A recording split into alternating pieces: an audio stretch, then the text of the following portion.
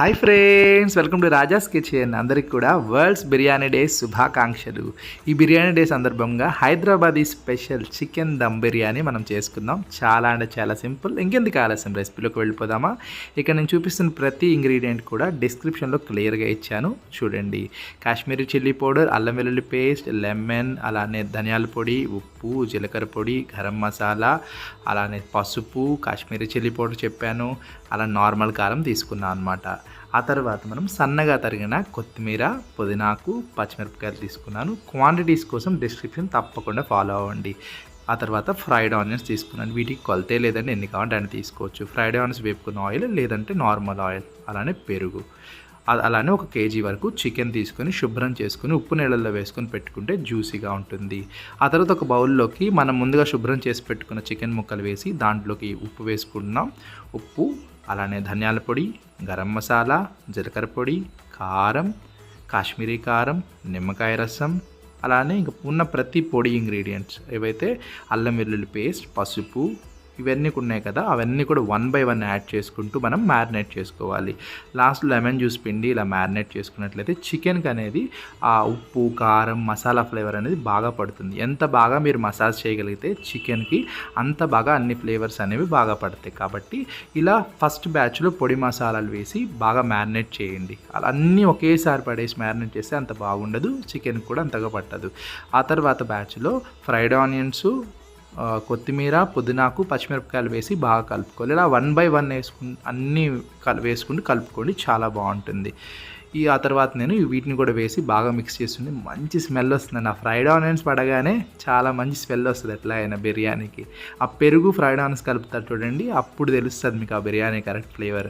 ఆ తర్వాత నూనె కూడా వేసుకోవాలి. ఈ నూనె కానీ ఫ్రైడ్ ఆనియన్స్ చేసుకుంటే మీ దగ్గర ఉంటే ఓకే, లేకుంటే నార్మల్ నూనెని వేసుకోండి.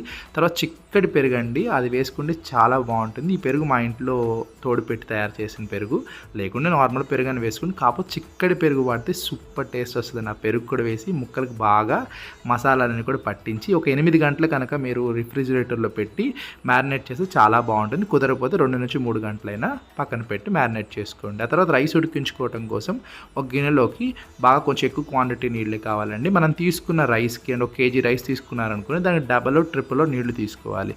అలా నీళ్లు పోసుకొని దాంట్లో కొత్తిమీర, పుదీనా, పచ్చిమిరపకాయలు, హోల్ గరం మసాలా, ఉప్పు, నూనె, అల్లం వెల్లుల్లిపాయ పేస్టు, వీటన్నిటిని కూడా వేసి బాగా కలియబెట్టి నీళ్ళని బాగా మరగనివ్వాలి.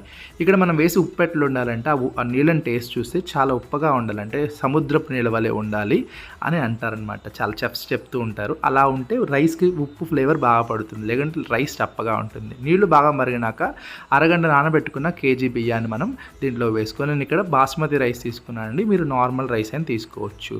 బాస్మతి రైస్తో బిర్యానీ బాగుంటుంది కాబట్టి నేను బాస్మతి రైస్ తీసుకుని నీళ్ళల్లో బిర్యానీ వేసి ఒకసారి కలిపి హై ఫ్లేమ్లో 70% వరకు రైస్ని ఉడికించుకొని ఆ తర్వాత నీళ్ళని వడకట్టుకొని ఒక స్ట్రైనర్లో తీసుకోవాలి. 70% అంటే రైస్ ఆల్మోస్ట్ ఉడుకుంటుంది, ఎక్కడో కొద్దిగా పలుకుంటుంది. ఆ టైంలో రైస్ని తీసుకొని నీళ్ళని వడగట్టి పక్కన పెట్టుకోవాలి. ఆ తర్వాత మనం బిర్యానీ దమ్ చేసుకోవడం కోసం అదే గిన్నె నేను తీసుకున్నానండి, మీరు వేరే గిన్నెని తీసుకోండి. ఆ గిన్నెలోకి కొద్దిగా నెయ్యి రాసేసి ముందుగా మనం మ్యారినేట్ చేసి 8 గంటల నుంచి నానుతున్నటువంటి చికెన్, అంటే నానుతుందండి తెలుగులో చెప్తున్నా, మ్యారినేట్ అయినటువంటి చికెన్ని ముందుగా సర్దుకోవాలి కింద.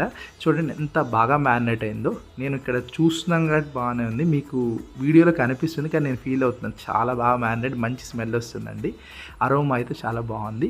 అలా సర్దుకున్నటువంటి చికెన్ పైన గ్రేవీ కూడా వేసుకుని పైనుంచి కొన్ని ఫ్రైడ్ ఆనియన్స్, కాస్త కొత్తిమీర కూడా వేసుకోవాలి. ఆ తర్వాత మనం రైస్ ఉడికించుకొని స్ట్రెయిన్ చేసుకున్నాం కదా నీళ్లు, వడగట్టుకున్న నీళ్లు ఒక గ్లాస్ తీసుకొని పోసుకోవాలి. ఒక పెద్ద గ్లాస్ పోసాను. ఇలా పోయడం వల్ల చికెన్ జ్యూసీగా ఉంటుంది, అడుగంటకుండా ఉంటుంది అనమాట, ఉడకడానికి కూడా హెల్ప్ అవుతుంది. దాని తర్వాత వడగట్టుకున్నటువంటి అన్నాన్ని కూడా వేసి దానిపైన కూడా కొద్దిగా నీళ్లు, ఒక 1/2 గ్లాస్ నుంచి 3/4 గ్లాస్ వరకు నీళ్లు వేసుకొని పైనుంచి కొత్తిమీర, అలానే ఫ్రైడ్ ఆనియన్స్, గరం మసాలా, పచ్చిమిర్చి, మీ దగ్గర ఉన్నట్లయితే కుంకుమ పువ్వు నానబెట్టినటువంటి పాలు పోసుకోవచ్చు. నేనైతే ఇక్కడ ఏమీ కలర్స్ వాడలేదండి. కాశ్మీరీ రెడ్ చిల్లీ పౌడర్ ఎందుకంటే మంచి కలర్ ఇస్తుంది, బిర్యానీకి కలర్ని ఎన్హాన్స్ చేస్తుంది, చాలా మంచి కలర్, మన బయట తిన్నటువంటి కలర్ వస్తుంది. అలా దమ్ బయటికి పోకుండా పైనుంచి నా దగ్గర విస్తరాకులు ఉన్నాయి కాబట్టి విస్తరాకులు పెడుతున్నాను. మీరు ఏం చేయొచ్చు అంటే విస్తరాకులు లేకపోతే పైన టిష్యూస్ పెట్టి కొన్ని వాటర్ చిలకరించి అలా పెట్టినా దమ్ము పోదు. లేకుంటే గోధుమ పిండి అయినా పెట్టుకోవచ్చు. ఆ తర్వాత మూత పెట్టేసి మనం వడగట్టుకున్న నీళ్ళు ఉన్నాయి కదండి, ఒక గిన్నెలోకి తీసుకొని పైన బరువులాగా పెట్టుకొని ఈ విధంగా ఆవిరి వచ్చేంత వరకు హై ఫ్లేమ్లో ఉంచి ఆ తర్వాత సిమ్లోకి పెట్టి 25 నిమిషాల వరకు ఉడికించుకోవాలి. 25 నిమిషాల తర్వాత ఒక 5 నిమిషాల పాటు స్టవ్ కట్టేసి పొయ్యి మీద అట్లానే వదిలేసి బిర్యానీ సర్వ్ చేసుకున్నట్లయితే బాగుంటుంది. చూడండి, కరెక్ట్గా 35 నిమిషాల వరకు నేను వదిలేసాను. అంటే స్టవ్ కట్టేసి పొయ్యి మీద అట్లా ఉంచాను. ఒక 30 నుంచి 35 నిమిషాలు తర్వాత నేను సర్వ్ చేసుకున్నాను. బిర్యానీ బాగా రెడీ అయినాక చూడండి ఇలా పొడి పొడిగా రైస్ ఉందో, అలానే పొగలు కక్కుతూ కలర్ చూసారా ఎంత బాగుందో. మనం ఏ రంగులు వాడలేదని చూసే ఉంటారు మీరు.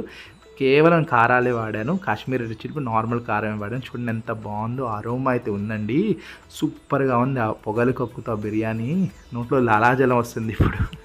ఎంత బాగుంటుందండి, నేను చేసిన ది బెస్ట్ బిర్యానీ అనమాట.